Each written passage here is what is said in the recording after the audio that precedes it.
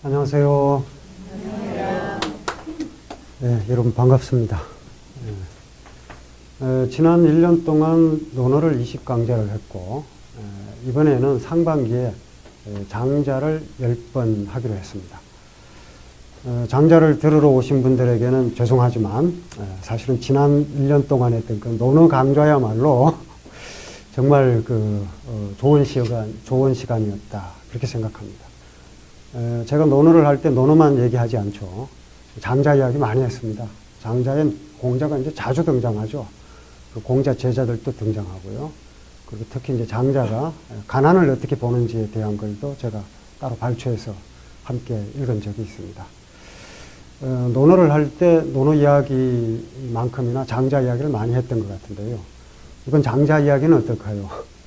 아마 여러분들 책을 조금 보시면 아시겠지만 장자를 해설하는데 장자보다 논어나 맹자, 다른 책 이야기가 더 많았을 겁니다. 아마 이번 장자 강의도 마찬가지가 될 것 같습니다. 그래서 오늘 이야기도 사실은 장자를 여러분들에게 소개를 하는 걸로 끝나는 것이 아니라 장자와 또 다른 책을 같이 비교하면서 장자가 어떤 사람인지 또 장자의 실력 내용이 어떤 점에서 특징이 있는지를 살펴보는 시간이 될 겁니다. 저는 지금까지 이제 수많은 동양 고전을 읽었는데요. 그 중에서 제게 가장 감명 깊었던 책은 장자가 아닙니다. 장자 읽겠다고 오셨는데 이게 뭐 김새는 소리일 수도 있겠습니다만 가장 감명 깊었던 책은 지난 1년 동안 했던 논어입니다. 그렇다고 서열이 있는 건 아닙니다. 제가 이런 말 할 때 굉장히 조심스러운데요. 언젠가 고전 중에서 제가 감명 깊게 읽은 책들을 소개를 했더니 그게 마치 그 고전의 서열인 것처럼 알려져서 굉장히 충격을 받은 적이 있습니다. 그런 건 아닙니다. 제가 읽었을 때 이제 어떤 점에서 감명이 깊었는가, 제 소감에 지나지 않으니까 여러분들이 잘 이해해 주시기 바랍니다. 가장 감명 깊었던 책은 지난 1년 동안 강의를 했더니 논어라는 책입니다.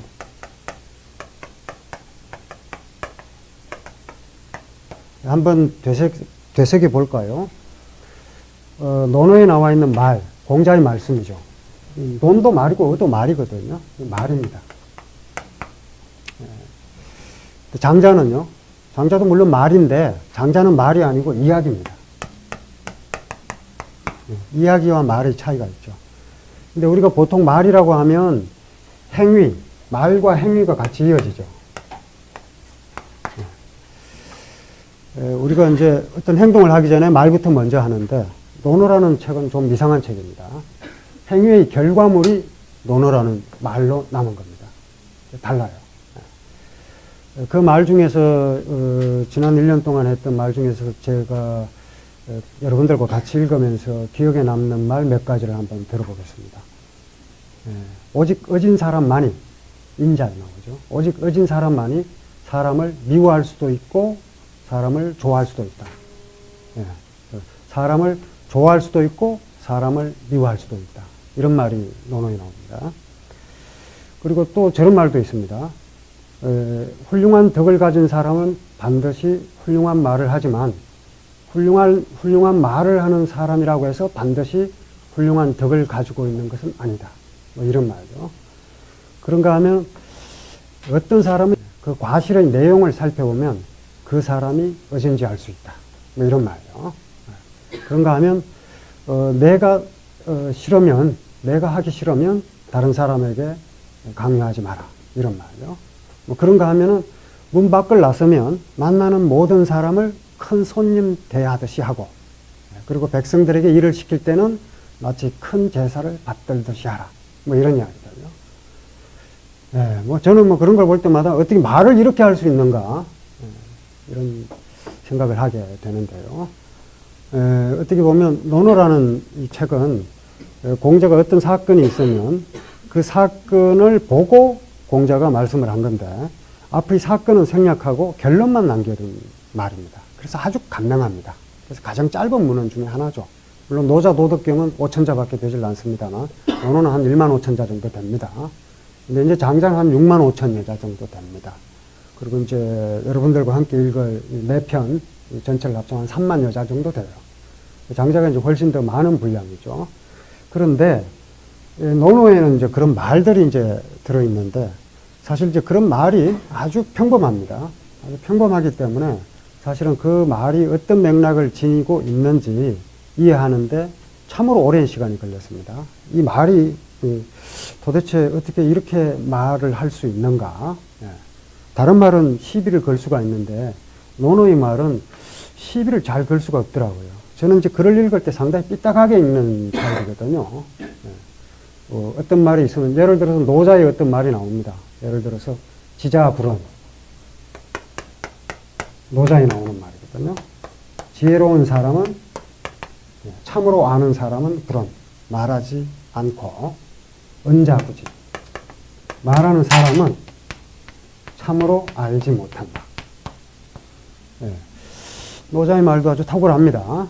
탁월한데 이를테면 아까 제가 얘기했던 유덕자 필요한 공자의 말씀이에요. 같은 버전인데 유덕자 필요한 훌륭한 덕을 가지고 있는 사람은 반드시 유언 훌륭한 말을 하지만 유언자 훌륭한 말을 하는 사람이라고 해서 반드시 유덕 훌륭한 덕을 가지고 있는 것은 아니다. 이 말하고 이제 비교를 해보면요. 이 말은 이제 얼마든지 삐딱하게 볼 수가 있습니다. 참으로 아는 자는 말하지 않는다면서 너는 왜 그렇게 말이 많냐? 뭐 이렇게 따질 수도 있고요. 실제로 당나라 때 시인 백거이, 백낙천이 그런 식으로 이제 따집니다. 그런 여지가 있습니다. 있는데 논어에 나와 있는 말은 그런 시비를 걸기가 굉장히 어렵더라고요. 읽으면 읽을수록 이제 그런 점을 느끼는데 논어는 이제 그런 식의 말이고 그리고 제자들의 기억 속에서 전해진 겁니다. 직접 공자가 기록으로 남긴 게 아닙니다. 공자가 아마 자기가 한 말이 지금 우리에게까지 이렇게 전해질 줄 알았으면 말을 좀 더 잘하지 않았을까요? 뭐 그렇게 농담을 할 정도로 공자는 그냥 말만 했고 제자들이 기억 속에서 전해진 거거든요. 기억이라는 게 얼마나 소중한 것인가, 여러분들이 어떤 것을 기억하고 다니시는가를 생각해 보시면 알겠죠. 이건 굉장히 소중합니다. 그리고 가장 인간다운 것이고요. 인간이라는 존재는 기억을 하는 존재입니다. 그리고 그 기억을 토대로 상상을 하는 존재죠. 다른 동물이나 예를 들면 금붕어는 3초밖에 안 된다고 그러고요. 당나귀는 한 3분 가는지 모르겠습니다. 당나귀한테 좀 미안하긴 합니다만. 근데 기억을 하는 존재가 인간인데 그런 기억 속에 남아서 전해진 것이 논어입니다. 그런가 하면 그 기억하는 사람을 잡아 죽이기까지 했단 말이에요. 그럼에도 불구하고 전해진 거죠. 나중에 이제 죽간에 기록되고 목판에 기록되고 또 돌에 새기까지 해서 지금까지 전해진 게 논어라는 책입니다. 그에 비해서 장자는 좀 다릅니다. 장자는 말이 아니고 이야기입니다. 그리고 이걸 이제 우언이라고 그러죠. 우리말 보통 우리가 쓰는 말로 하면 이제 우화 이렇게 되는 거죠. 우화란 게 이제 이야기인 것이고요. 장자가 이제 지어낸 이야기인 거죠. 조금 이제 장자와 이 공자, 맹자 얘기를 아직 안 했는데요. 맹자 얘기도 조금 이따 하겠습니다. 그 공자나 맹자의 처지와 장자의 처지가 좀 다릅니다. 일단 공자는 이제 수많은 제자들이 있었죠.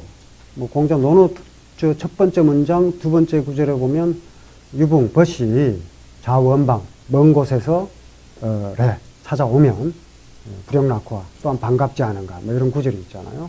공자에겐 정말 많은 제자들이 찾아왔죠. 그래서 뭐 3,000명 정도가 되었다고 합니다. 근데 이제 그 3,000명이 누구인지 몰라요.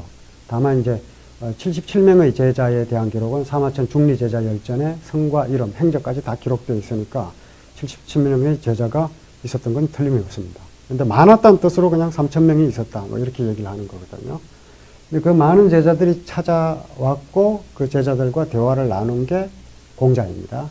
그렇게 많은 제자들이 있었을 뿐만이 아니라 그 제자들의 계층도 참으로 다양했어요. 원래 이제 학이라고 하는 거는 고대의 태학을 가리킵니다. 거기는 전부 이제 귀족들만 들어가서 배울 수가 있었거든요. 거기서 이제 유계라고 하는 귀족들이 익혀야 할 전문 과목을 익혔죠. 비밀이야, 비전이었어요, 전부. 그랬는데 공자는 그 당시 최고의 유계에 관한 최고의 전문가였는데 그 보따리를 풀어버린 겁니다.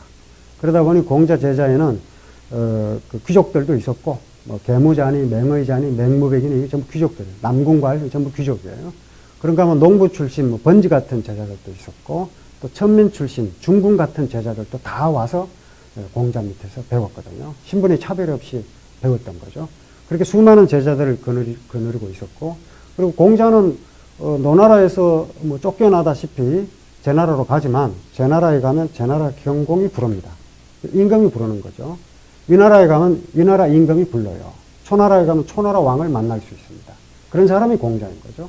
비록 천하를 주유하면서 뭐 섣불가난이라고 해서 안전자리가 따뜻할 겨를이 없었다. 뭐 우리말로 궁둥이 따뜻해질 겨를이 없었지만 어떤 나라에 가든 그곳에서 최고의 권력자가 공자를 초빙해서 정치에 대해서 묻습니다. 그게 이제 공자의 처지였고요. 맹자도 마찬가지입니다.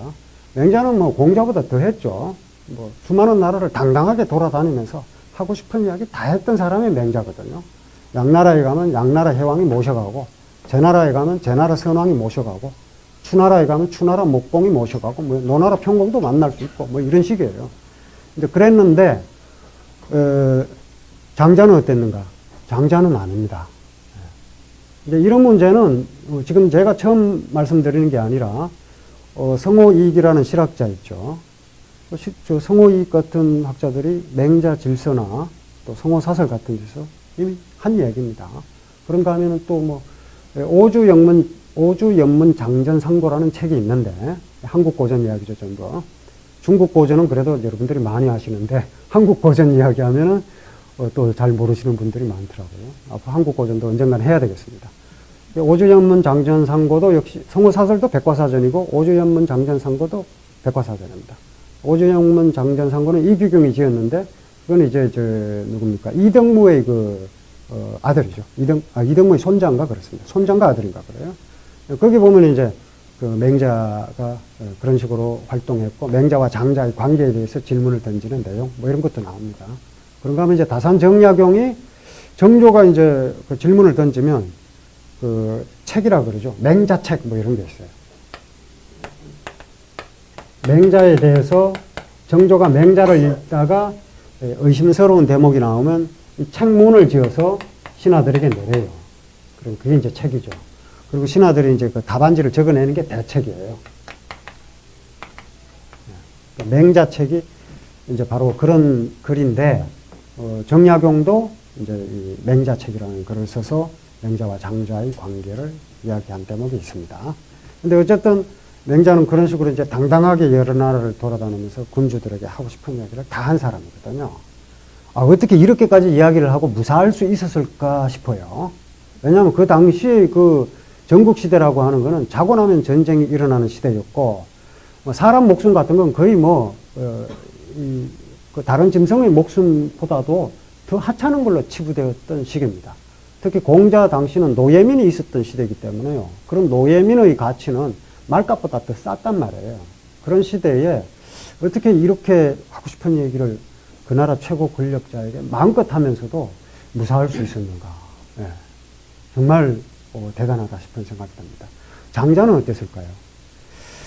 이제 오주연문 장전상고 같은 데 보면 저런 질문이 나와요. 오랜 학자들이 오랜 관심사죠. 예를 들어서 맹자도 읽고 장자도 읽었다 이거예요. 그랬는데 사마청 사기에 보면은 맹자와 장자가 동시대로 나옵니다.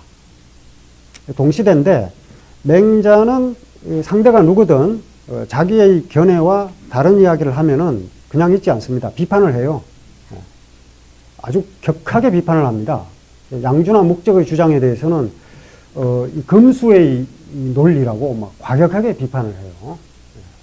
그런데 맹자가 장자에 대해서 비판한 게 없습니다. 그런가 하면 장자도 온천하의 학술을 다 비판하는 사람이에요. 우리가 뭐 흔히 서양은 비판의 역사고 동양은 개성의 역사다 뭐 이런 건데 그런 식으로 얘기를 하잖아요. 근데 이제 그건 서양도 잘 못 본 거고 동양도 잘 못 본 겁니다. 서양도 개성의 역사가 있고 동양도 개성의 역사가 있습니다. 예를 들어 맹자는 양주나 목적의 주장을 격렬하게 비판했고요. 장자는 천하편에서 온 천하의 학술을 다 비판합니다. 순자는 비십이자 편에 보면요. 12명의 전문가들 다 비판해요. 거기에 자사, 맹자 다 있습니다. 공자와 자궁 빼고 다 비판해요. 비시비자 편에 보면요. 격렬한 비판의 역사가 있죠. 한나라 때 왕충은 공자까지 비판하고 맹자까지 풍자하고 그래요. 양명학의 주작을 어떻게 격렬하게 비판했는가. 청대 고정학자들은 양명학 주작 다 비판해요. 뭐 예를 들면 주자학은 순수 유학이 아니라 불교를 끌어들여서 유학을 오염시켰다 이런 식으로 비판하고요. 그런가 하면 양명학에 대해서는 이자는 이단을 그 유학으로 끌어들인 자가 아니라 유학을 끌고 이단으로 가버린 자다. 뭐 이런 식으로 또 격렬하게 비판하고 합니다. 그런 이제 비판의 역사 다 있죠. 이쪽 저쪽 다 있습니다. 어떤 점을 중심으로 철학사를 구성하느냐에 따라서 달라질 뿐이죠.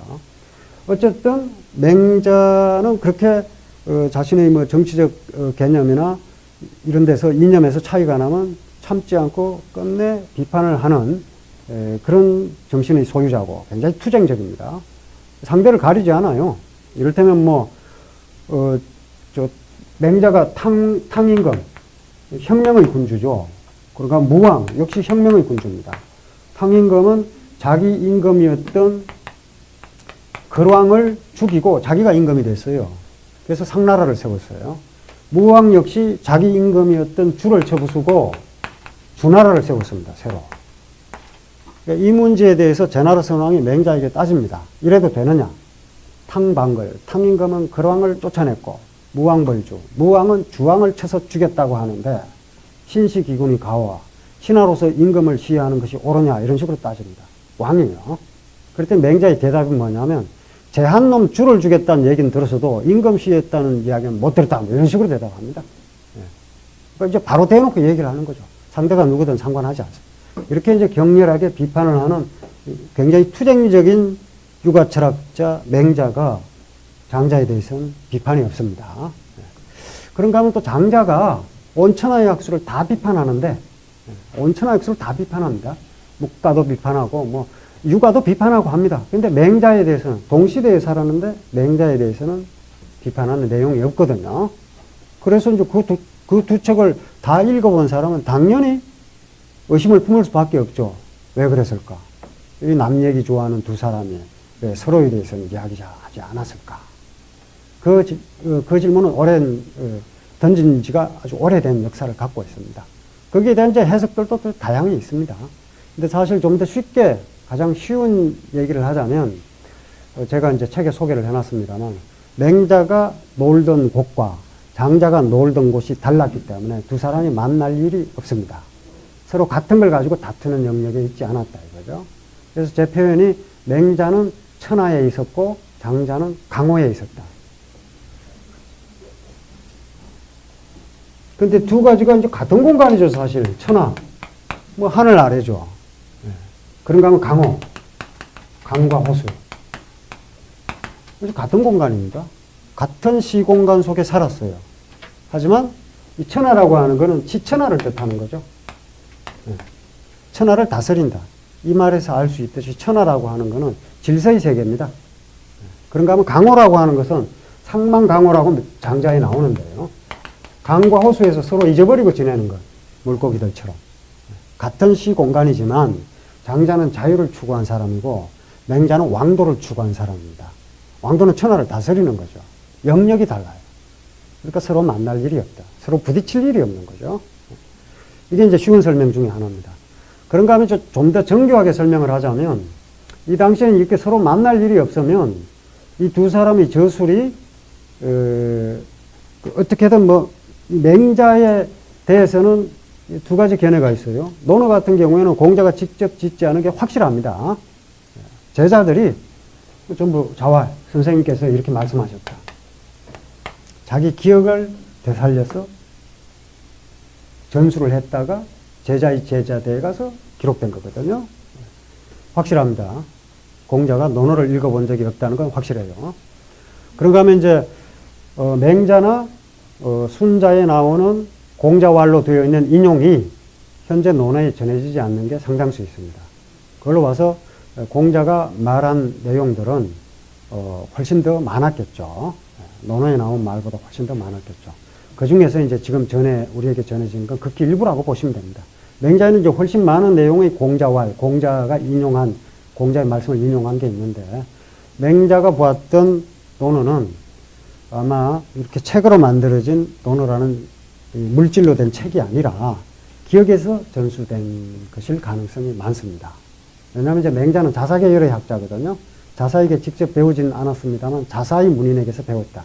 자사가 누구냐? 공자의 손자입니다. 그러니까 거기서 이제 전수받은 게 있겠죠. 순자는 책을 본 게 확실합니다. 순자는 자기 책의 시작편을 권하편으로 시작했어요. 논어의 시작편이 하기편이잖아요. 학문을 권장한다는 뜻으로 권하편 이렇게 지은 거죠. 순자. 그리고 논어의 마지막 편이 요활편, 요임금이 말씀하셨다 이렇게 시작하는데 순자는 요문편, 요임금이 물었다는 말로 편으로 끝납니다. 현재 전해지는 우리와 거의 비슷한 논어를 순자가 바설이라고 봅니다. 그러니까 맹자는 직접 전수받은 흔적이 역력한 그런 철학자고 순자는 문헌으로 학문적으로 접근해 간 경향이 많습니다.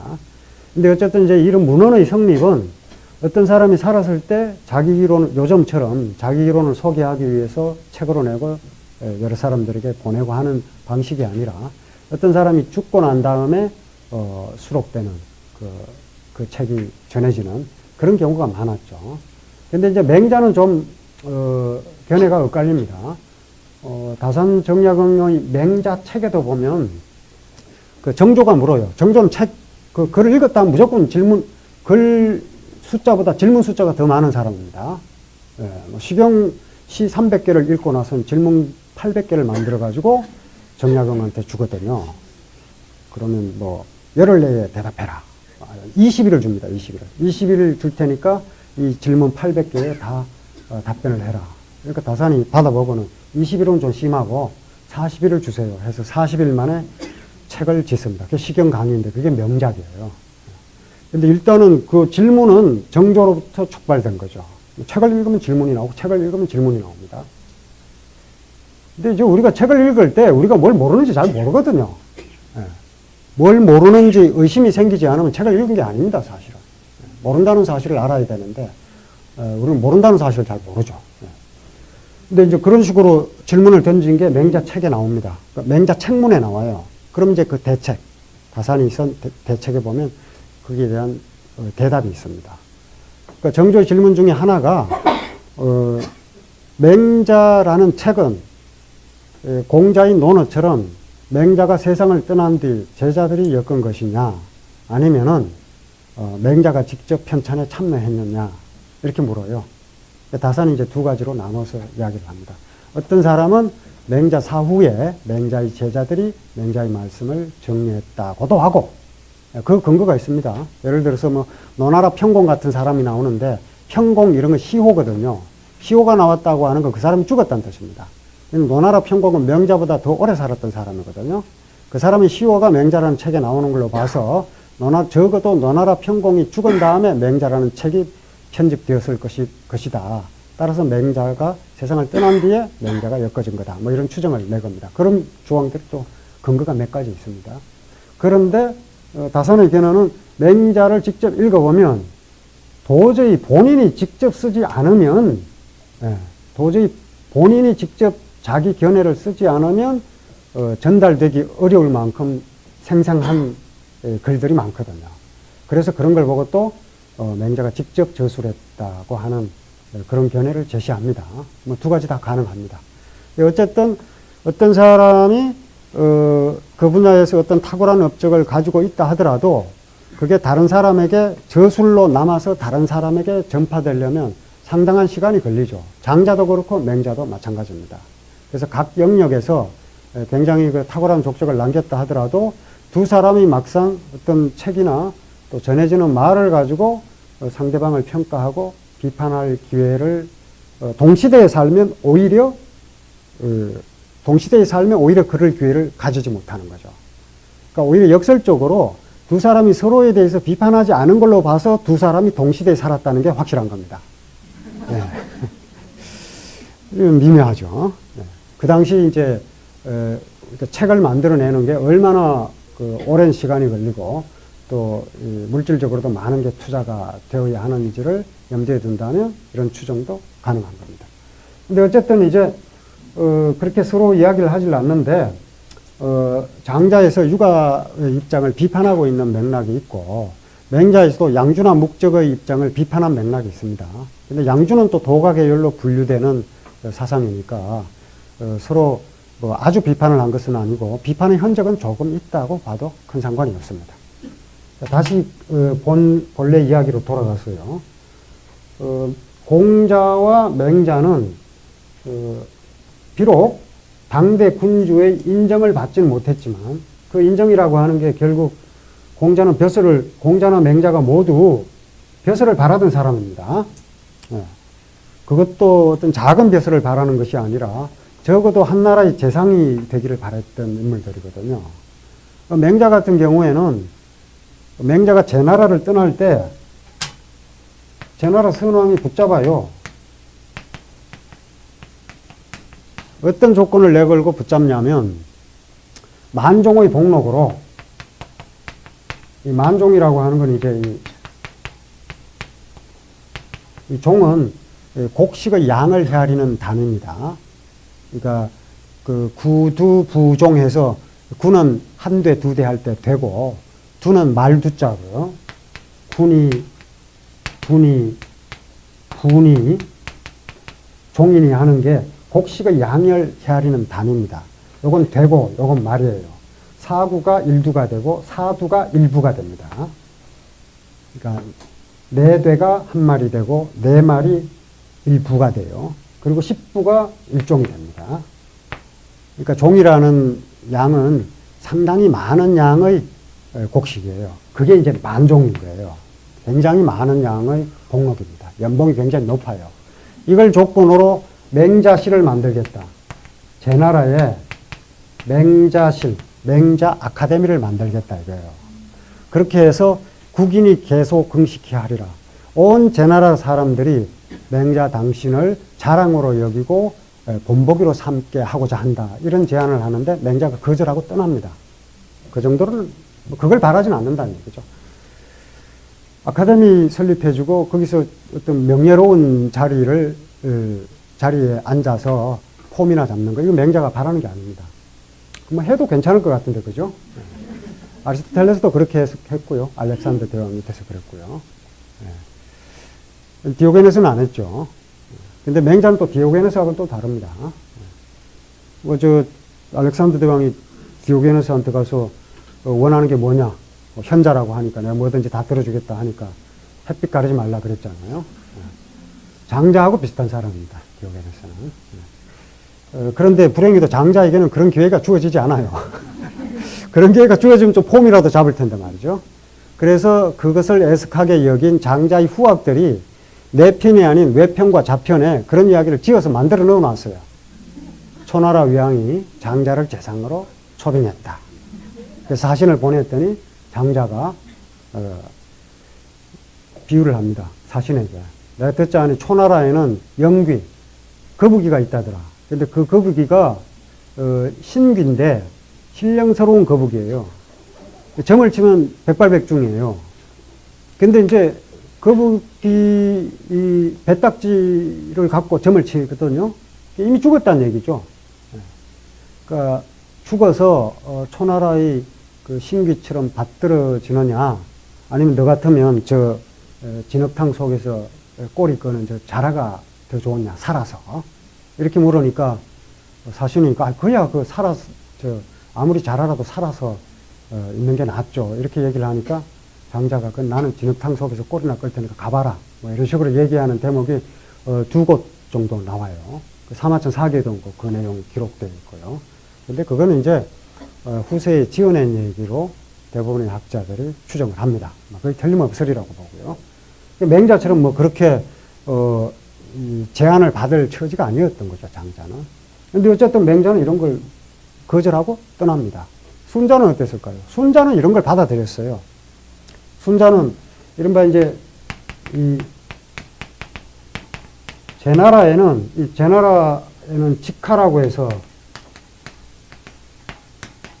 원래 이제 직과 사가 있는데, 사는 토지신에게 제사를 지내는 곳이고 직은 곡물신에게 제사를 지내는 곳입니다. 조선에도 사직단이 있죠. 저 사직동 있지 않습니까? 그게 사직단이 있지 않습니까? 그게 이제 네모나 모양으로 뭐 천원 지방의 개념에 맞춰서 그렇게 쓴 거죠. 그러니까 그 사집 부근에 국가의 중요 시설이죠. 중요 시설 부근에 학궁을 만들어 놓고 천하의 학자들을 초빙했는데 그 학자들의 우두머리가 이게 제주로 읽지 않고요. 이건요. 죄주로 읽습니다. 네. 죄주가 이제 그 학자 집단의 우두머리입니다. 네. 그 역할을 순자가 합니다. 순자는 이제 그 순자 아카데미 뭐 이런 걸 받아들인 사람이라고 보면 됩니다. 스케일이 좀 다르죠. 네. 뭐 순자가 잘못했다는 건 아닙니다. 네. 근데 이제 순자는 그 정도 인물이고, 그렇다고 해서 순자가 중요하지 않거나 순자가 뭐 겁이 났다. 이거 절대 아닙니다. 네. 꼭 이제 이런 얘기 끝에 왜곡이 되면 이제 순자가 못하더라 이렇게 되는데 그건 아니고요. 그게 이제 맹자 같은 사람의 스케일입니다. 자기가 바라는 거는 천하 백성들을 안정시키는 것. 제나라를 떠나면서 섭섭해하죠. 제나라 왕이 붙잡아 주었으면 하는데 붙잡아주는 조건이 뭐 재상의 자리를 준다든지 이게 아니거든요. 결국 저 정도 조건으로 붙잡으려 하니까 떠납니다. 굉장히 섭섭해하면서 떠나요. 그러면서 뭐라고 그러냐면 가령 내가 제나라의 제나라에서 벼슬을 해서 다스린다면 어찌 제나라 기도 재민 아니리요. 어찌 제나라 백성만 편안하겠는가. 천하지민이 개안하리니 천하의 백성들이 모두 편안할 것이다. 뭐 이렇게 얘기를 합니다. 굉장히 아쉬워하면서 떠나요. 근데 이제 그게 이제 맹자의 스케일입니다. 순자는 이미 그런 정치적인 비전이나 이런 건 없어요. 그 학자로서 어떤 명예로운 자리를 차지하는 것. 비교적 순자는 굉장히 행복하게 삶을 마칩니다. 그런데 장자는 어땠는가? 아까 말씀드린 이규경이 쓴 오주연문 장전상고 이런 데 보면은 장자는 아무래도 주변에 사람도 없었던 것 같고 공맹처럼 명망이 천하에 알려지지 않았던 것 같다. 이렇게 기술을 하고 있습니다. 사실 그건 제가 늘 하던 말인데 읽어보니 이미 있더라고요. 이게 재미있습니다. 어떤 생각을 했는데 제가 지금까지 굉장히 독창적이다 하고 생각을 했는데 그 책을 적게 읽어서 그런 거고요. 읽어보니까 정조가 얘기했고 이규경이 얘기했고 이덕무가 얘기했고 박지원이 얘기했고 너무 많더라고요. 앞으로 읽으면 읽을수록 이제 계속 나오겠죠. 이런 얘기입니다. 장자는 좀 어려운 책입니다. 문자도 어려워요. 표현도 아주 다채롭습니다. 일단 글자가 어렵고요. 내용이 길고요. 맹자는 아주 논리정연하죠. 논리정연하고 쉽습니다. 문장이 길긴 하지만요. 근데 장자는 논리정연하지 않은 건 아닙니다만 그 논리가 상당히 어렵습니다. 이해하기가 상당히 어려워요.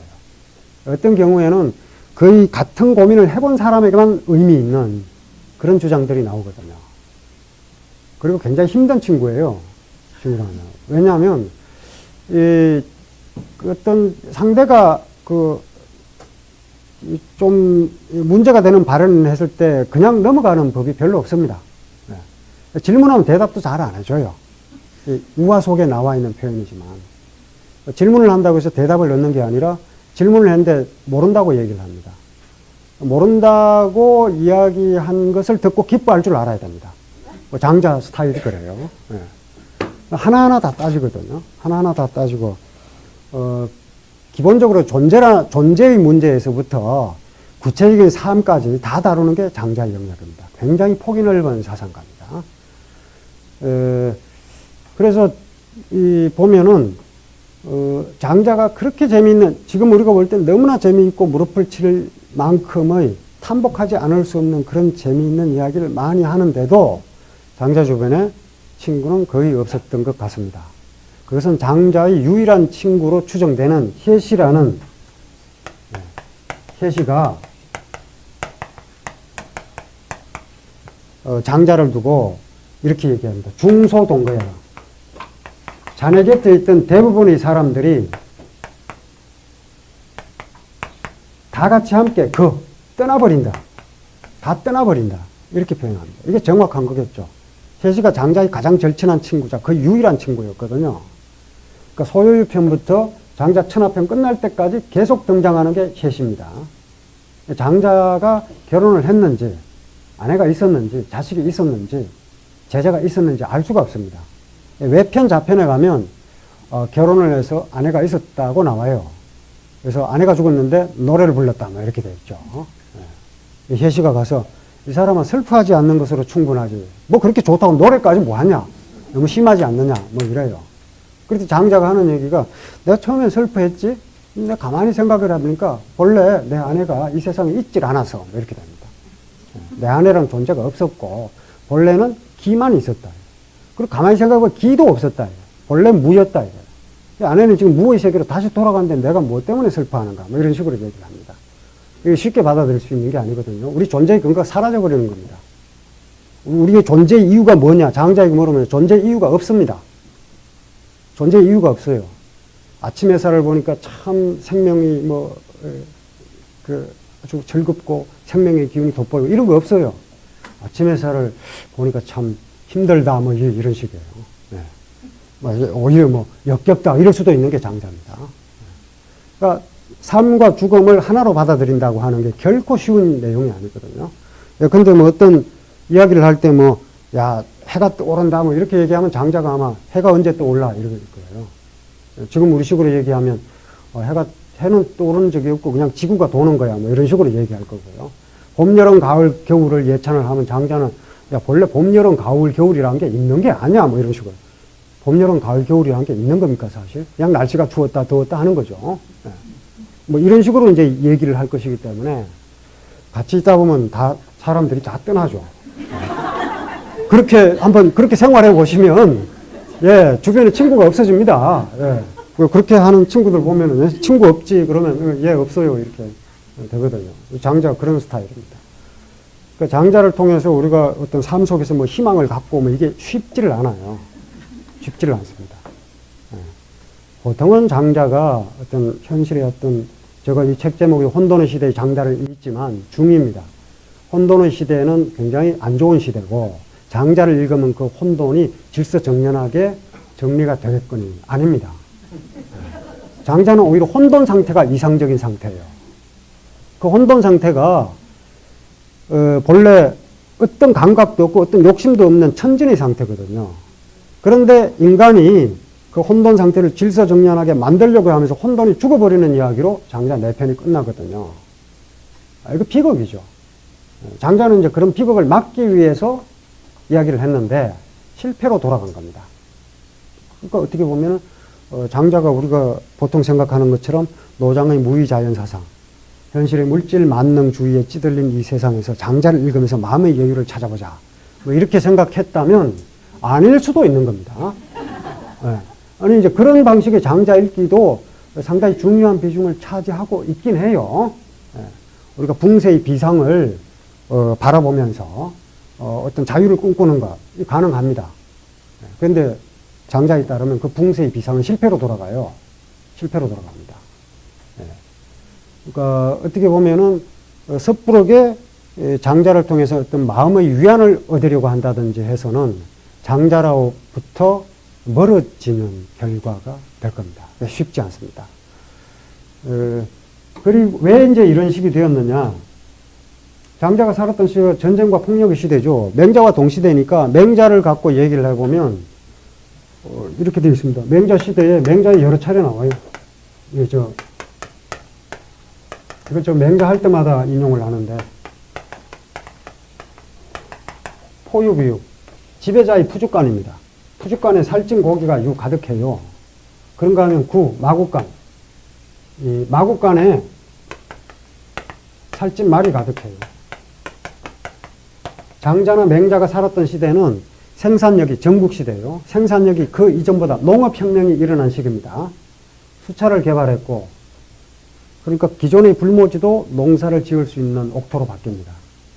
그리고 우경을 시작했고 소를 이용해서 농사를 짓게 된 거죠.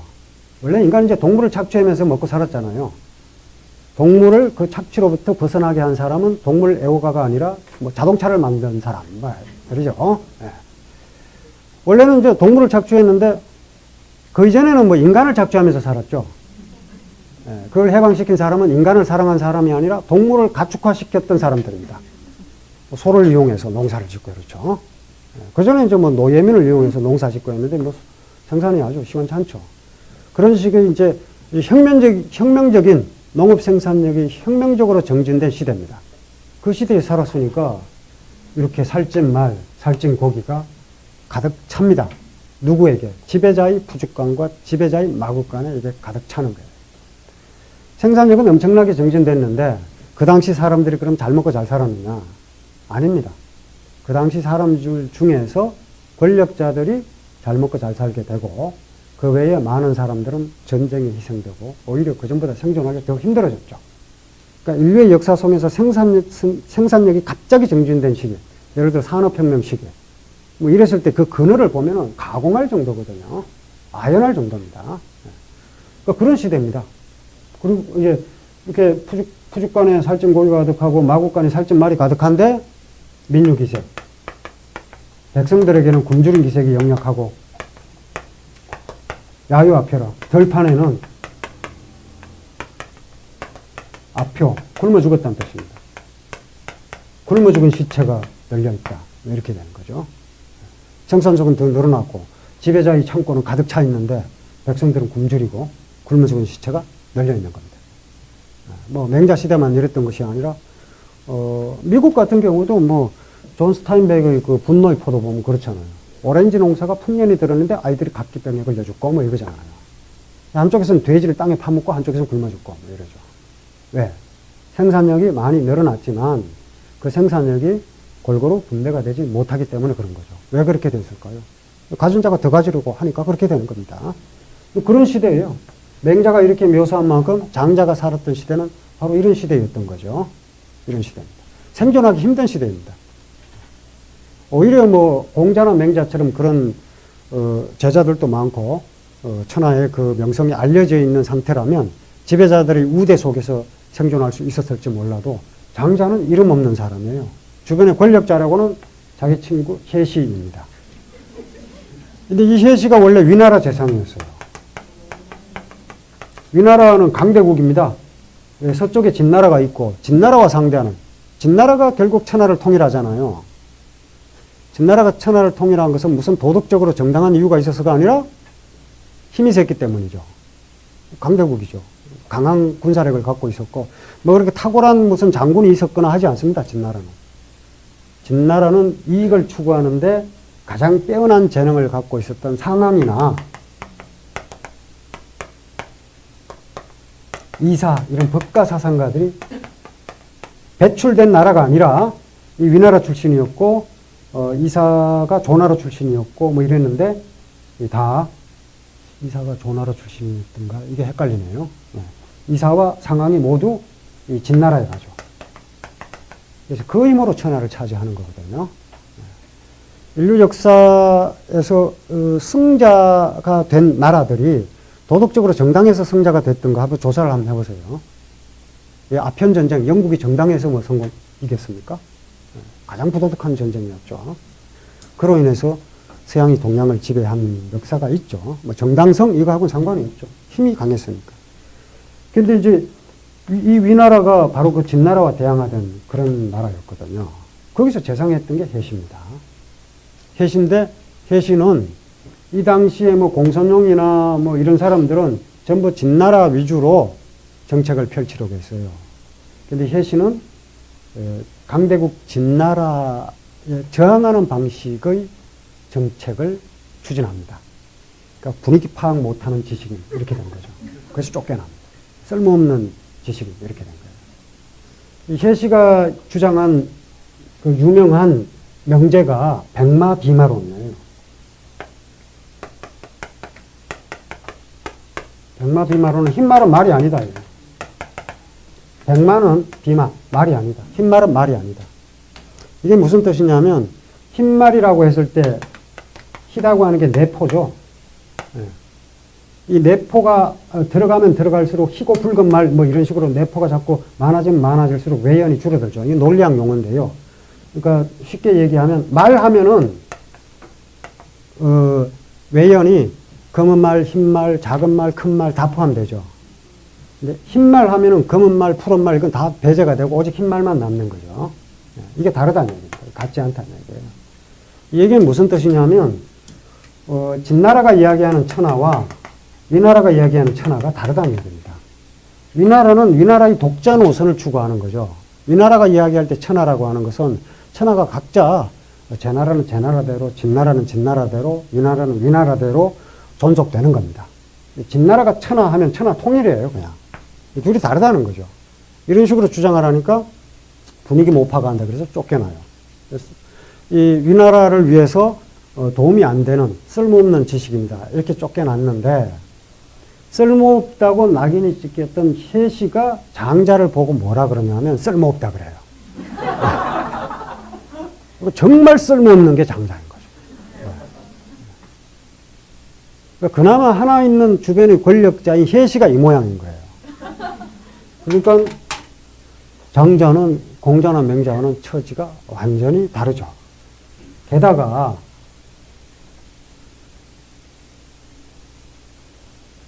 공자, 맹자 같은 경우에는 노나라에서 쫓겨나면 제 나라 가면 됩니다. 제 나라 임금이 대우해 주니까. 위나라 가면 위나라 임금이 어떻게 좀 모셔갈까 뭐 이런단 말이에요. 우리 이제 모셔가려고 하는데 좀 잘 보이면 모셔가겠잖아요. 그런데 뭐 군군 신신 부부자자가 어떻고 정명을 해야 된다 뭐 이러고요. 위나라 임금이 명분이 안 맞는 사람이거든요. 임금을 바로잡으려고 하니까 등용되지 못하죠. 임금부터 먼저 바로잡겠다 뭐 이렇게 되는 겁니다. 그 맹자도 마찬가지입니다. 아이러니하게도 맹자를 그렇게 비판했던 순자라는 책에 어떤 내용이 나오냐면 맹자가 제나라 왕을 만났을 때 성공기 사심이라 제나라 왕의 사심을 부정한 마음을 먼저 공격했다 이렇게 돼 있어요. 제나라 왕의 마음을 먼저 공격하려고 했다. 그래서 왕부터 먼저 바로잡는다는 거죠. 왕을 바로잡고 나면 그 다음부터는 일사천리인 거죠. 왕을 바로잡으면 다 되는 겁니다. 지금은 뭐 좀 다르죠. 민주주의 시대니까. 이 당시는 이제 봉건사회니까 권력의 정점에 있는 왕을 바로잡으면 다 되는 게 있는 거죠. 그러니까 그걸 바라고 한 게 이제 공자나 맹자인데 그래서 등용이 안 되죠. 이 장자는 이제 그런 처지가 아닙니다. 지금 장자가 송나라 사람이라고 한 기록은 그 사마천의 노장신안열전, 거기 장자열전이 있는데 235자거든요. 거기 보면 송나라 대부였다 이렇게 되어 있습니다. 송나라 대부는 송나라 몽땅의 칠원이다 이렇게 되어 있죠. 동산직이다 이렇게 되어 있죠. 송나라 대부라고 하는 건 묵자고요. 그런가 하면 이 방고의 한서에는 위나라 사람으로 되어 있습니다. 그런가 하면 당나라 때 한유는 장자 이기 황당지사로 명호철화. 장자는 그 황당한 말을 갖고 장자 이야기 황당합니다. 첩다 펼치면 황당합니다. 북쪽바다에 물고기가 있다. 뭐 이렇게 시작해요. 뜬금없이. 근데 그 이름이 곤이다. 뭐 여기까지 좋은데 곤지대 부지기 기천리하라. 곤의 크기는 몇 천리인지 알지 못한다. 뭐 이러면서 황당해요. 벌써. 근데 그게 또 그냥 물고기로 있는 게 아니라 화의 위조, 변해서 새가 돼요. 예. 그런데 그 붕이라는 새의 등이 붕집의 부지기 기천리하라. 붕이라는 새 등의 넓이가 몇 천리인지 알지 못하다. 또 뭐 이래요. 그러다가 이게 이제 물을 박차고 하늘로 솟구쳐 오르는데 한번 물을 박차면 그 물이 3천리를 튀깁니다. 그리고 이제 이 부요, 회오리 바람을 타고 구만리를 올라가요. 예. 그리고는 남쪽으로 날아갑니다. 뭐 이런 식의 아주 황당한 이야기들이 나와요. 처음에 읽어보시면 황당합니다, 진짜. 근데 이제 장자는 황당하다 그러면, 그래, 맞아. 내 말이, 내 이야기가 원래 황당해요. 황당을 아주 좋은 뜻으로 씁니다. 우리 황당, 당황, 뭐, 이거 안 좋은 뜻이잖아요. 근데 바로 그 황당한 말로, 황당한 말로 초나라에서 울었다. 초나라에서, 울어댔다. 울었다는 얘기는 문장으로 세상 사람들이 알려졌다. 뭐 이런 뜻입니다. 원래 이제 한유가 이 명이라는 글자를 쓸 때, 명은, 뭐, 하늘도 울고 땅도 울어요. 뭐 수지무송이려되 본래 이 물이란 건 소리가 없는데 무엇인가 물을 가로막게 되면 물이 소리를 내게 되고, 또 나무 숫자 써서 나무란 건 본래 소리가 없는 것인데 풍요지명이라 바람이 흔들어대면 운다. 이게 사물의 울음이고요. 그리고 사람이 울어대는 건 문장입니다. 문장. 문장으로 울어댄다. 장자는 그 황당한 문장으로 초나라에서 이름을 떨쳤다. 뭐 이렇게 되는 거죠. 근데 송나라 사람이라고 그러고 위나라 사람이라고 그러고 초나라 사람이라고 그러고 어느 쪽이 맞느냐? 다 맞습니다. 왜냐하면 장자의 출신국은 이렇게 다 다르게 기록이 되어 있지만 장자가 살았던 곳은 몽이라는 거예요. 이건 다 일치합니다. 몽이라는 곳에 살았다. 근데 이 당시 몽이라는 곳이 어떤 곳이냐면 송나라, 위나라, 초나라의 접경 지역입니다. 국경 지역이에요. 그래서 어느 시대는 송나라가 지배하고 어느 시대에는 위나라가 지배하고 어느 시대는 초나라가 지배합니다. 근데 자세히 따져보면요. 위나라가 이 몽을 지배했던 시대는 장자가 죽은 뒤입니다. 근데 어쨌건 간에 그 세 나라가 각축을 벌이던 곳이죠. 예, 여기서 살려면 어떻게 살아야 될까요? 송나라에 살면은 송나라 가치에 충실하게 살면 살 수 있습니다. 뭐 이렇게 뭐 나라를 짊어지고 가는 사람이 아니면 보통 서민들은요. 그러니까 송나라에 태어나면 송나라 만세하고 살면 되죠. 우리가 뭐 그렇게 살고 있지 않습니까? 사실 대한민국 만세 그러는데 우리가 뭐 여러 나라 놓고 너 어디 나라 태어날래? 이렇게 선택해서 온 게 아니잖아요. 그냥 태어나다 보니 이 나라에 태어난 거잖아요. 예. 혹시 선택해서 태어나신 분이 있으면 제가 말을 좀 바꿔야 되겠죠. 우연히 태어난 거죠. 그 대한민국 만세하고 살 수밖에 없습니다. 예. 그렇게 살 수밖에 없죠. 그래서 계속 대한민국이 되면 참 좋은데, 예. 대한민국이 참 되면 시험 받지도 않고 좋은데, 이게 그게 아니잖아요. 송나라 만세하고 살았는데, 어느 날 초나라가 들어왔어요. 초나라 지역이 되어버렸습니다, 이제. 그럼 초나라 고홈 뭐 이러면 좋은데, 초나라 고홈 하면 어떻게 됩니까? 잡혀가고 뭐 이럴 거 아닙니까? 그럼 할 수 없이 뭐 초나라 만세 뭐 이렇게요. 바꿔서. 예, 그래서 이제 초나라 계속 가면 또 그냥 살면 됩니다. 예, 근데 그게 아니잖아요. 예, 다시 송나라가 초나라를 밀어냅니다. 밀어내면 이제 어떻게 됩니까? 다시 송나라 만세 하려고 했더니 너 지난번에 초나라 만세 했잖아. 이렇게 되잖아요. 그렇게 되죠. 예, 장자는 그런 처지에 있는 사람입니다. 우리가 섣부르게 그런 처지에 놓인 사람에게 왜 너는 민족을 배신해서 이렇게 얘기하기가 쉽지 않죠. 그런 문학 작품도 많잖아요. 제가 이제 그 써놓은 내용에 이청준 소설 중에 그런 게 나오잖아요. 6.25 전쟁 때 점령군이 총불이 되고 너 어느 편이냐 물어요. 거짓말 하면 안 되죠. 칸트의 정언명령. 거짓말 하면 너 어느 편이다. 그게 이제 바로 죽는 길입니다. 그건 뭐 총덤편이라고. 네, 총덤편이라고. 이렇게 되기 쉽죠. 고민이 깊어질 수밖에 없죠. 장자가 왜 공맹처럼 고지것대로 하고 싶은 말 그대로 다 하고 이런 식으로 간명하게 무슨 뜻인지 알아듣기 쉽게 쓰지 않았는가.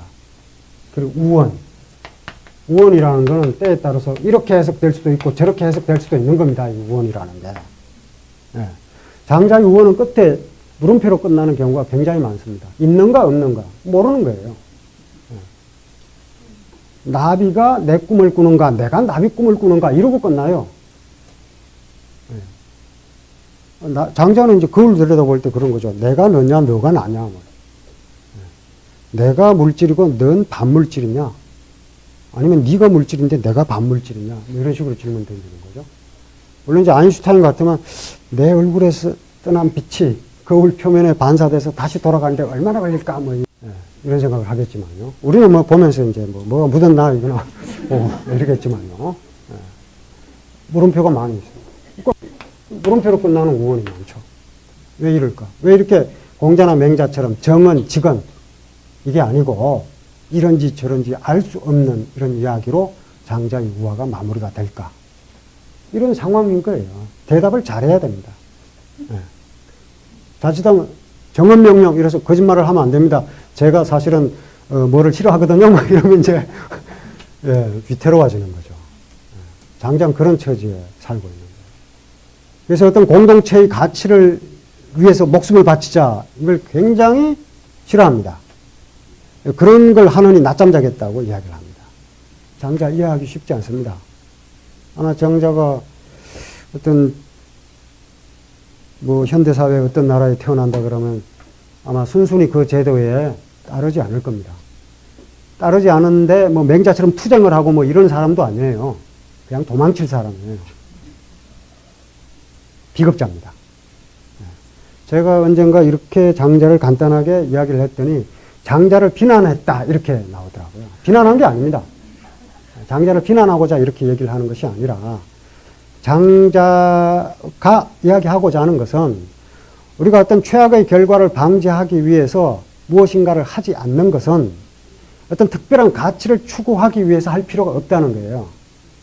우리가 전쟁터에 나가서 사람을 죽이려고 하지 않는 그 이유가 숭고할 필요가 없다는 겁니다. 인간이 인간을 죽이는 그 최악의 상황을 하지 않기 위해서 다른 아름다운 가치를 제시할 필요가 없다는 거예요. 그냥 그건 하면 안 된다는 겁니다. 쉽지 않습니다. 장자 우리나라에 태어나면요, 붙잡혀갈 사람이에요. 그런가 하면 우리 삶이 장자의 입장에서 보면 우리 삶이 다 가짜가 돼버려요. 장자가 꿈 이야기할 때도 그렇고 그림자 이야기할 때도 그렇습니다. 꿈 속의 꿈 얘기를 하고 그림자의 그림자 얘기를 하는데 그림자의 그림자 입장에서 볼 때 그냥 그림자는 실체예요. 그런데 실체 입장에서 볼 때 그림자는 허상이고 가짜죠. 그렇죠.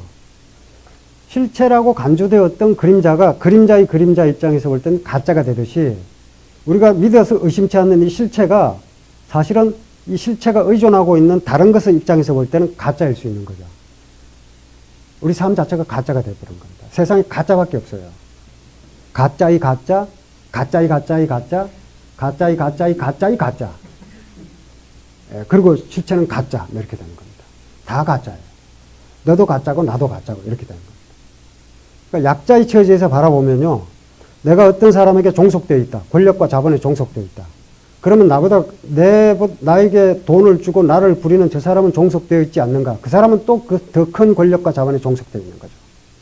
그렇게 쭉쭉쭉 가는 겁니다. 그게 다 가짜인 거예요. 조선시대의 그 박지원은 저 서자가 아니니까 그 우두머리이긴 했지만요.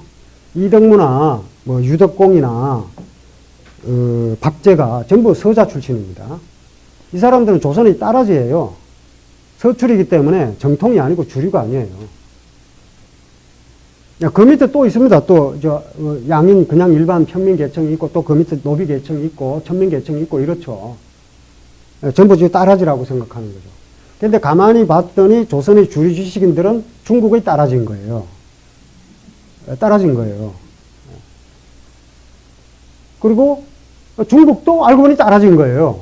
홍대융쯤 가면 중국도 따라진 겁니다. 다 따라지만 있는 거예요. 그런데 자기가 따라진 줄 모르고 자꾸 권력을 휘두르고 상대를 억압하려고 갑질을 하려고 하죠. 그런데 사실은 그런 식으로 그 종속되어 있는 구조를 보면은 우리가 의심치 않고 종속을 억압하는 권력자라고 생각하는 것도 사실은 종속의 한 응용 형태에 지나지 않는다. 이렇게 되는 거죠. 이거 인정하기가 쉽지 않습니다. 나를 부정해야 되기 때문에요. 세상에 다 가짜밖에 없는 겁니다. 그렇게 되면. 그래서 그런 입장에서 보면 장자는 비극일 수 있거든요. 분위기가 너무 무거워졌네요. 그런데, 어쨌든, 그건 제가 해석한 것 중에 일단이고, 장자를 읽는 방식 뭐 여러 가지가 있습니다. 붕세의 그 엄청난 비상을 보고 자유를 꿈꿀 수도 있고요. 그 터무니없는 상상을 즐길 수도 있고요. 끝나지 않는 이야기를 즐길 수도 있습니다. 다양한 이야기 중에서 뭐 제가 생각하는 그런 장자를 앞으로 말씀드리기로 하고 잠깐 쉬겠습니다. 쉬었다가 이제 장자의 황당한 이야기 속으로 들어가 보겠습니다. 힘을 조금 빼고요. 왜냐하면 이제 첫 번째 이야기 자체가 워낙 스케일이 큽니다. 그것도 이제 같은 이야기를 3번 반복하는데요. 오늘은 첫 번째 이야기만 합니다. 장자를 펼치면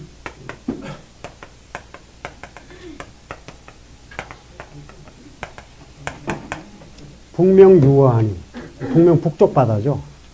그러니까 명자가 금을 명자니까 금푸른 바다입니다. 깊다는 뜻으로요.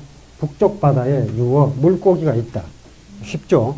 한문이 다 이렇게 쉬우면 얼마나 좋겠어요. 북명유어, 북쪽 바다에 물고기가 있다. 맹자는 어떻게 시작하냐면 맹자 견양해왕. 맹자가 양나라 해왕을 만났다. 참, 주어, 서술어, 목적어 탁탁 한문이 다 이러면 얼마나 좋겠습니까? 첫 문장들만 이렇게 쉽습니다. 맹자는 왕활, 이렇게 왕이 이야기하는 게 나오고요. 그러니까 벌써 대화죠. 근데 장자는 이제 이야기를 시작합니다. 북쪽 바다에 물고기가 있다. 그런데 그 물고기의 이름이 기명위곤이라.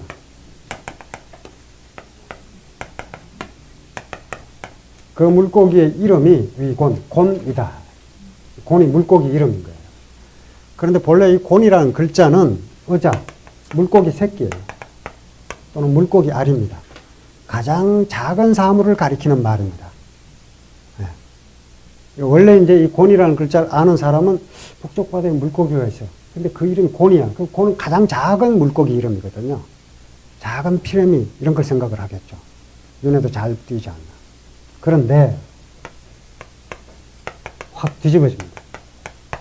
곤지대, 곤이라는 물고기의 크기가 부지기 기천리하라.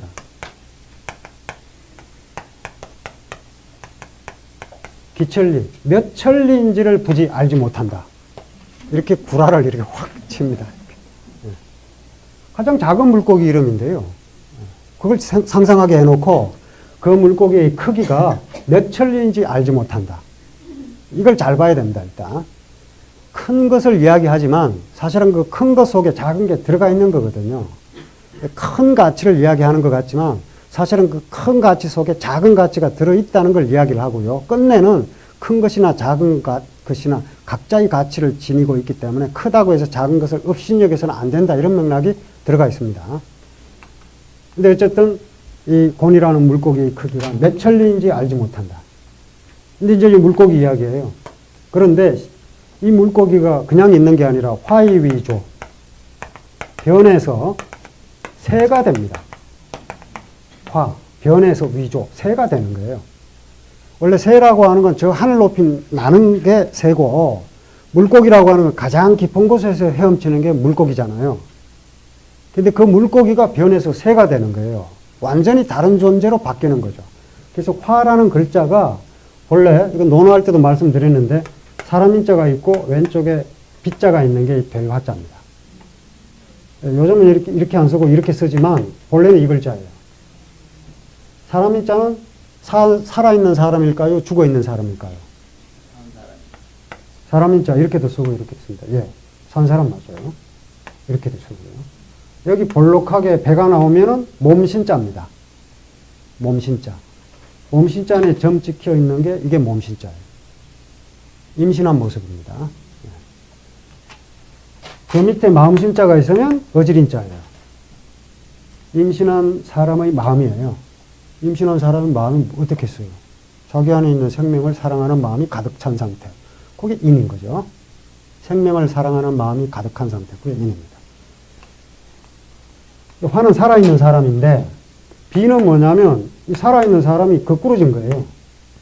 살아있는 사람이 180도로 거꾸로지면 우리가 거꾸로졌다 그러죠. 죽은 거죠.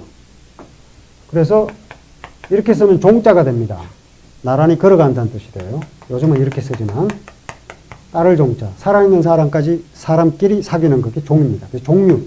살아있는 사람끼리 같이 노는 것. 이게 종류, 교육 이런 뜻입니다. 그런데 종하면 이렇게 살아있는 사람이 나란히 걸어가는 모습이에요. 그러면 이렇게 죽은 사람이 나란히 누워있으면요. 순장입니다. 죽은 거예요. 순장, 비라고 하는 것도 사랑입니다. 그런데 아주 끔찍한 사랑이죠. 하지만 어쨌든 이건 또 다른 이야기고 화라는 글자 자체가 살아있는 사람이 죽은 것으로 바뀌는 것. 변화라고 하는 게 뭐냐? 자기 소멸을 전제로 하는 거예요. 그게 화입니다. 그러니까 물고기가 변해서 새가 됩니다. 완전히 다른 존재가 되는 거예요. 장자에는 이런 거 아주 쉽게 일어납니다. 이런 유전 변화 쉽게 일어나요. 심지어 어떤 사람이 죽어서 그 사람의 팔뚝은 생쥐의 간이 되고 뭐 오른쪽 팔뚝은 탄환이 되고 이런 식으로 자유자재로 바뀝니다. 뭐 상상이 가능한가요? 화이위조. 변해서 물고기가 됩니다. 근데 이런 식으로 이제 물고기가 새가 되고 이런 맥락은 전국시대에 널리 유포된 관념이었던 것 같습니다. 왜냐하면 비슷한 시기에 형성된 저서가 중용이 있고 주역이 있거든요. 중용에 보면 연비여천, 어야구연 이런 게 나오죠. 연은 이제 솔개. 솔개는 날아서 날비자요. 리어, 여기 리어는 도달한다, 이르다. 솔개는 날아서 하늘 끝까지 다다르고, 어야구연이라. 물고기는 뛰논다. 어디에서? 깊은 연못에서 뛰논다. 같이 이야기를 하거든요. 저 하늘 끝에서 날아다니는 그 솔개와 매와 저 깊은 물 속에서 헤엄치는 물고기가 그 이치는 같다. 뭐 이게 이제 중용의 이야기입니다. 그 이치는 같다. 중용의 이야기고, 주역에는 보면은 6개의 효로 구성된 건배가 제일 먼저 나오죠. 주나라 역은 그렇습니다. 은나라 역은 6개의 음효로 구성된 게 맨 먼저 나오는데요. 주역은 이게 제일 먼저 나와요. 이게 하나하나가 용입니다. 맨 밑에 있는 건 잠용입니다. 물속에 잠겨있는 용이에요. 네. 그리고 이 5번째 용은 비룡이에요.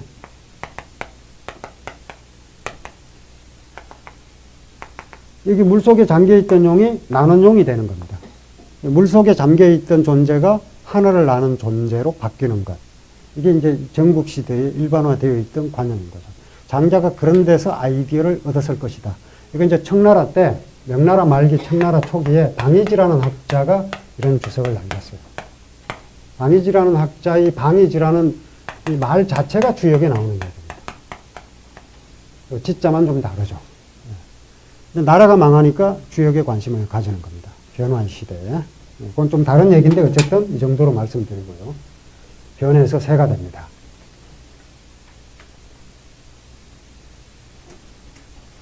그 다음에 새 이야기가 시작되겠죠. 시조야. 이 새가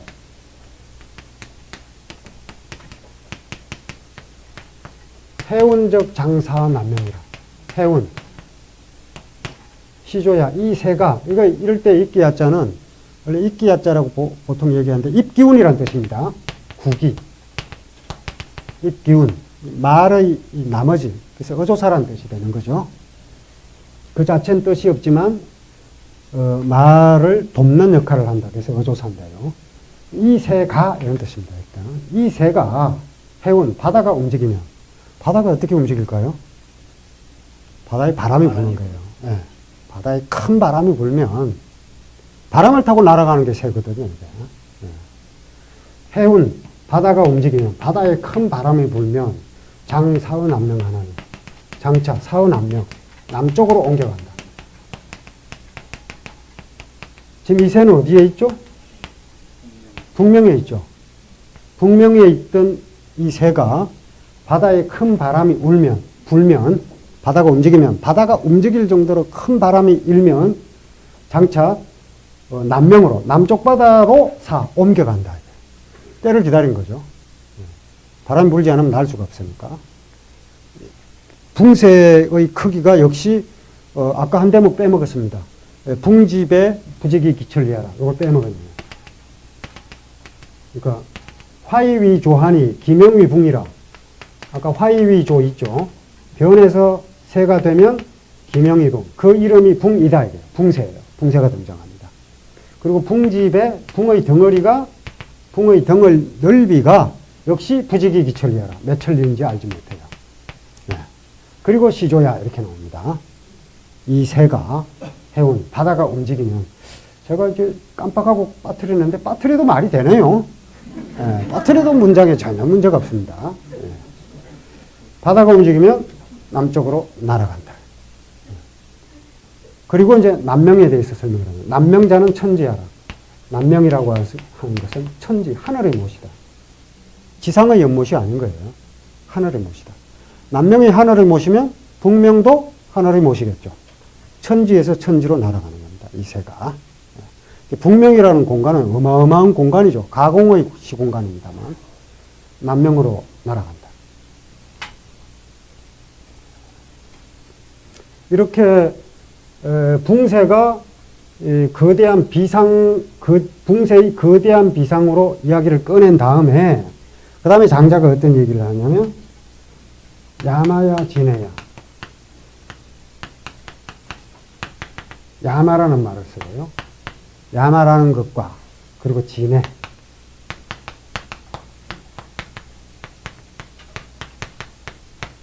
야마는 뭐냐면 아지랭이입니다. 왜 야마라고 썼냐면 들판을 달리는 말 뭐 이런 뜻인데 봄날에 아지랭이가 일렁거리는 모습이 마치 말이 들판을 달려가는 것처럼 보인다. 눈에 잘 보이지도 않는 미세한 존재죠. 아지랭이라고 하는 건. 손으로 잡을 수도 없죠. 진해는 먼지와 티끌입니다. 먼지와 티끌처럼 아주 작은 것들. 지금 앞에는 이제 뭐 엄청난 비상을 하는 붕새예요. 그 붕새가 남쪽으로 날아갈 때 수격 삼천리, 이 붕새가 날갯짓을 하면은 수격 삼천리. 그 튀긴 물이 삼천리를 튀긴다. 그리고 단부요 양각이 상자 구만리라. 양뿔처럼 빙글빙글 돌면서 회오리 바람을 타고 구만리를 솟아 올라서 남쪽으로 날아가는 거예요. 그런 거대한 비상을 이야기를 하다가 갑자기 야마진의 얘기를 해요. 들판을 달리는 아지랭이. 봄날 들판에 일렁이는 아지랭이. 그리고 진해. 눈에 잘 보이지도 않는 먼지, 티끌. 이런 것들은 붕새와는 달리 생물지 이식 상추야. 생물은 생물체란 뜻입니다. 이 생물체가 이식, 숨만 내쉬어도 상취, 서로 움직이는 존재들이다. 이 아지랭이나 티끌은 생물체가 내쉬는 숨에도 공중에 떠다니면서 움직이죠. 그러니까 보통 여기서 이게 무슨 맥락인지 다들 헷갈립니다. 붕새가 물고기가 나오다가 며칠 년인지 모른다 그랬다가 이게 붕새로 변했다가 이게 또 뭐 바다에 바람 불면 뭐 남쪽 바다로 날아가네 마네 이러다가 갑자기 아지랭이가 어떻고 티끌이 어떻고 뭐 이래요. 이게 바로 앞에서 이제 엄청난 존재를 이야기를 하다가 눈에 잘 보이지도 않는 미세한 존재를 얘기를 합니다. 이런 것들은 붕새처럼 큰 날개를 실어줄 바람이 없어도 생물체가 뿜는 그 숨만으로도 공중에 떠다닌다. 이 둘이 같다는 맥락이 이 속에 들어가 있는 겁니다. 이 둘이 같다는 맥락이. 그게 이제 계속 반복되는데 반복되면서 그걸 확인해 보시기 바랍니다. 반복하시면서. 이건 이제 3절의 노래인데 1절에 지나지 않는 거거든요. 그리고 이렇게 이야기를 한 다음에 또 뜬금없이 이런 얘기를 해요. 천지창창. 풀을 창자요. 천지창창 기유정색이하여 이 하늘이 푸르고 푸르다 이게요. 하늘이 푸르다. 원래 이제 풀을 창자는요. 이게 이제 블루 이런 뜻이 아니라 들판에 풀이 푸른 겁니다. 이 풀초자가 있는 것처럼. 네. 푸르다고 하는 것도 여러 가지 맥락으로 쓰입니다. 그러니까 우리말에도 뭐 푸르다 그러면 녹색도 푸르다 그러고 하늘색도 푸르다 그러고 다 푸르다 그러죠. 그러니까 블루와 그린이 잘 구분이 안 되죠. 네. 근데 뭐 한문에도 이제 그런 경우가 있습니다. 물론 이제 뭐 람자도 있고요. 람도 푸르다는 뜻인데 쪽풀은 그린인데 거기서 뽑아내는 거죠. 그 순자에 나오는 유명한 구절 청추러람이 청어람이라. 푸른색은 쪽풀에서 출 뽑아낸 것이지만 청어람 쪽풀보다 더 푸르다. 쪽보다 더 푸르다. 이런 표현을 쓰죠. 근데 사실 이 람이라고 하는 거는 쪽이니까 그린이잖아요. 쪽풀 초록색이잖아요. 거기서 뽑아낸 물감은 아주 새파랗죠. 네. 근데 이제 남자를 쓰기도 하고 청자를 쓰기도 하고 같이 섞어서 씁니다. 람은 본래 그린이지만. 근데 같은 맥락으로 보시면 됩니다. 하늘이 푸르고 푸르다. 근데 기유 정색이하여 정색이야. 이 하늘이 푸르고 푸른 게 정색이냐 제 색깔일까 이렇게 의심을 해요. 장자가.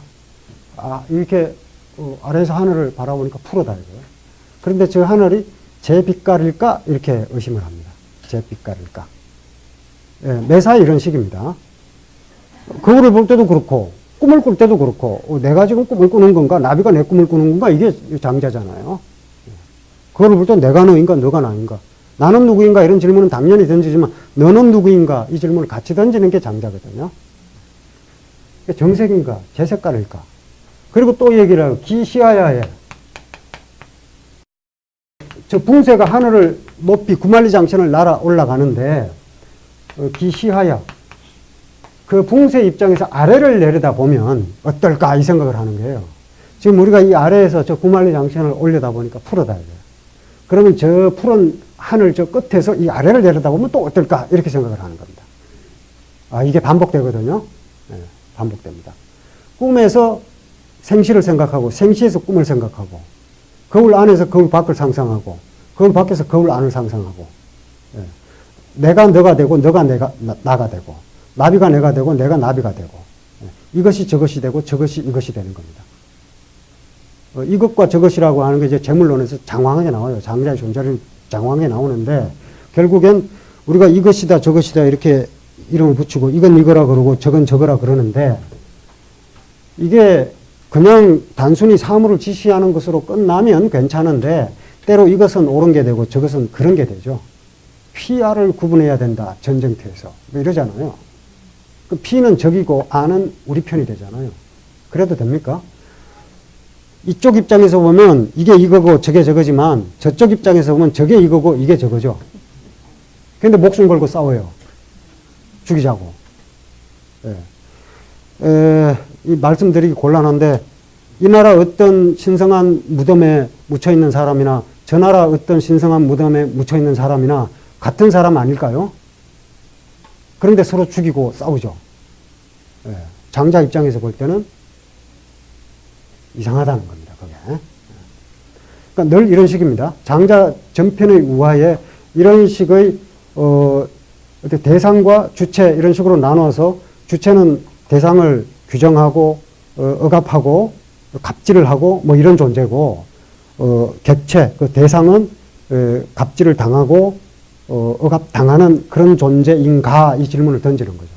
그 모든 걸 해체시켜버리는 게 뭐냐? 도다 이거예요. 도다 이거예요.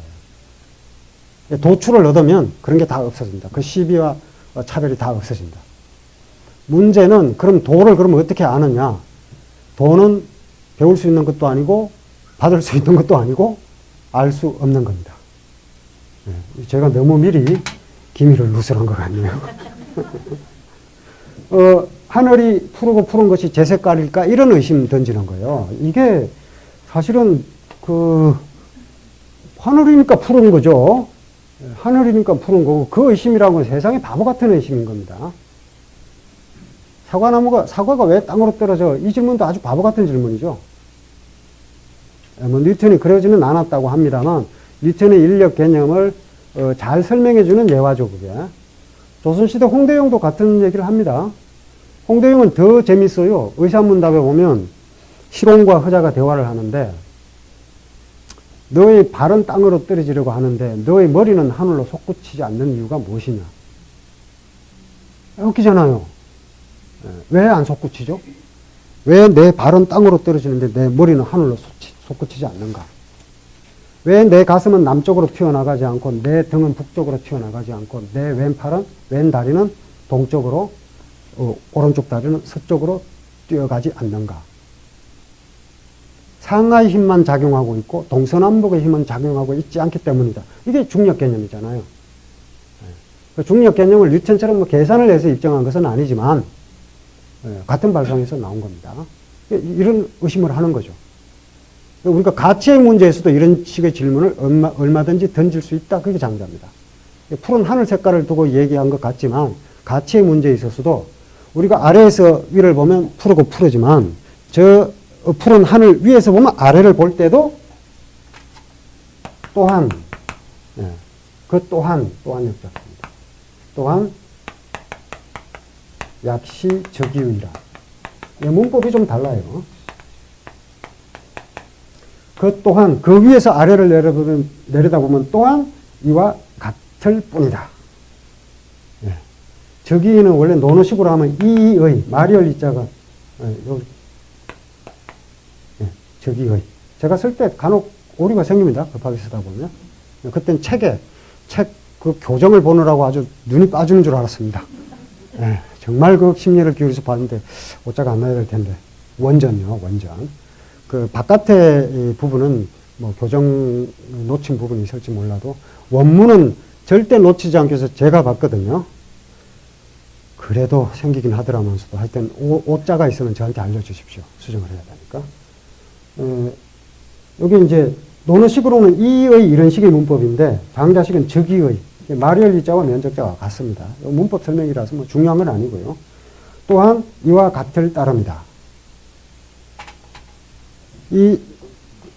우리가 이 지상의 세계에서 저 하늘을 바라볼 때 바라보는 관점이나 저 하늘 구말 위에서 아래를 바라보는 관점이나 같을 것이다. 장자가 이렇게 얘기를 합니다. 그러니까 이런 방식이 장자의 우화에 반복적으로 나타납니다. 그리고 그 반복적으로 나타난다는 것을 장자가 존재론을 통해서 입증을 하고요. 있다, 없다 이런 문제를 갖고요. 있는 것과 없는 것을 갖고 얘기하고요. 아까 말씀드린 것처럼 이것과 저것을 가지고 얘기하고 때로는 권력과 그 하수인 그리고 그 하수인의 억압을 당하는 일반인 이런 식의 그 계급 구조 속에서 상호 종속된 관계를 드러냅니다. 그리고 결국에는 그걸 뒤집어 버려요. 뒤집어 버리면서 자유를 추구하는 게 장자입니다. 성공했는가? 장자는 성공한 것 같지는 않습니다. 결론을 보면 혼돈이 죽어버리거든요. 하지만 그렇다고 해서 가치가 없는가? 아니죠. 그럼에도 불구하고 꿋꿋하게 살아가는 게 장자거든요.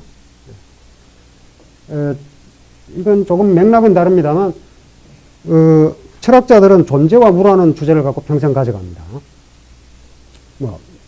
결론이 없죠. 존재와 무. 샤르트도 그렇잖아요. 하이데거도 그렇고, 있는 것과 없는 것, 이 주제를 갖고 평생 가져갑니다. 아인슈타인 같은 물리학자는 시간과 공간이라는 주제를 갖고 평생 가져가죠. 시간과 공간이라는 주제를 갖고요. 그런데, 과학은 정답이라기보다는 그 제한된 조건 속에서는 해결 방법이 있죠. 가설도 있고요. 그래서 뭐 뉴턴 역학이 있고 아인슈타인이 상대성 이론이 나오면서 뉴턴 역학이 깨지고 그 시공간이 절대적인 게 뉴턴이고 시공간이 절대적이지 않다는 게 아인슈타인이 상대성 이론에 의해서 입증이 되죠. 아직 그 일반 상대성 이론은 깨진 적이 없고요. 그게 일반 상대성 이론이 발표된 지가 완성된 지가 꼭 100년이 되는 해더라고요. 올해가 1915년에 완성이 됐고 16년에 발표가 됩니다. 특수 상대성 이론은 1905년에 발표가 됐더라고요. 어쨌든 그 주제를 평생 가져간 거고요. 이상한 사람이죠. 뭐 그런 주제를 존재가 뭐라는 주제를 갖고 끝내 가져갑니다. 그 결과가 성공적이냐, 뭐 샤르트는 성공했고 하이데거는 성공했느냐 장담할 수 없습니다. 샤르트르 소설 중에 구토라는 소설 있잖아요. 구토가 이제 주인공 록강땡이 계속 구토를 합니다. 구역질을 해요.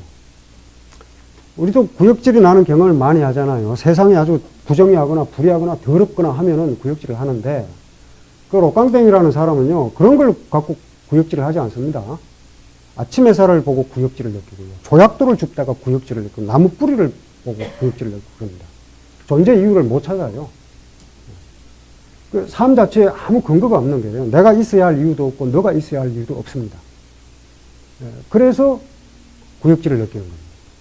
우리가 뭐 어떤 구역질을 느낄 만한 걸 뭐 비리를 보고 구역질을 느끼는 게 아니라 아주 자연스럽고 순수하고 보통 사람들이 예찬하는 것 갖고 구역질을 해요. 충만한 안식일 아침, 이게 아니고 그걸 보고 구역질을 하는 거예요. 그러니까, 그로부터 어떤 평화로운 메시지를 기대하면, 오리가 되겠죠. 근데 그래도, 훌륭하게 잘 삽니다. 장자도 그렇고요.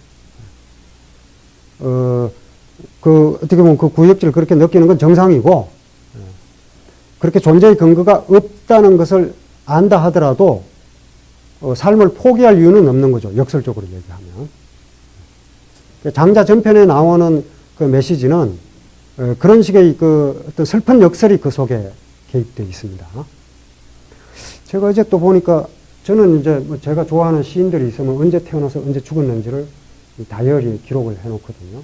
어제 보니까 기영도가 죽은 날이더라고요. 3월 7일 날요. 제가 메모를 작년에 그렇게 해놨더라고요. 우리 곁에서 기영도 이 시인이 우리 곁을 떠난 날, 뭐 이랬는데 다시 제가 썼습니다. 우리 중 누가 그 곁에 있었던 적이 있는가? 뭐 네. 물론 물리적으로 곁에 있었던 시인들이 있습니다. 같이 먹으면 매일 살다시피 한 시인들, 유명한 시인들 많죠. 우리가 그런 적이 있었던가? 시가 그렇잖아요. 미안하지만 이 전제를 앞에 달고 이제 희망을 노래하련다. 뭐 시 있죠. 희망을 노래하는데 왜 미안하다는 얘기를 해야 될까요? 희망을 노래하는 거. 제가 이제 학생들한테 그랬습니다. 개강할 때. 나는 하나도 미안하지 않다. 왜? 절망을 이야기할 것이기 때문이다. 절망의 시대에 절망을 이야기하는 거 아무 미안할 게 없는 거예요. 그런데 절망의 시대에 희망을 이야기하려니까 미안한 거죠. 이게 슬픈 역설이죠. 장자에는 그런 슬픈 역설이 깔려 있습니다. 그래서 어떻게 보면은 장자를 어떤 현실 도피적인 메시지로 이해한다든지 하는 것은 제 장자 읽는 독법하고는 조금 다릅니다. 그리고 사실 이런 이야기는 이 책에도 들어있지 않습니다. 책이 좀 안 팔릴 것 같기도 하고요. 예, 오늘 이렇게 해서 장자 첫 대목 잠깐 살펴보면서 여러분들에게 장자의 황당한 세계를 일단 발들여 놓는 정도로 만족하고 다음 시간에 또 뵙기로 하겠습니다. 그리고 다음 시간은 좀 일찍 끝내고 여러분들 또 질문하는 시간을 갖고 이번에 좀 인원이 많아서 쉽지 않을 것 같습니다만 읽으면서 생기는 질문거리를 마련해 오십시오. 네. 오늘 마치겠습니다.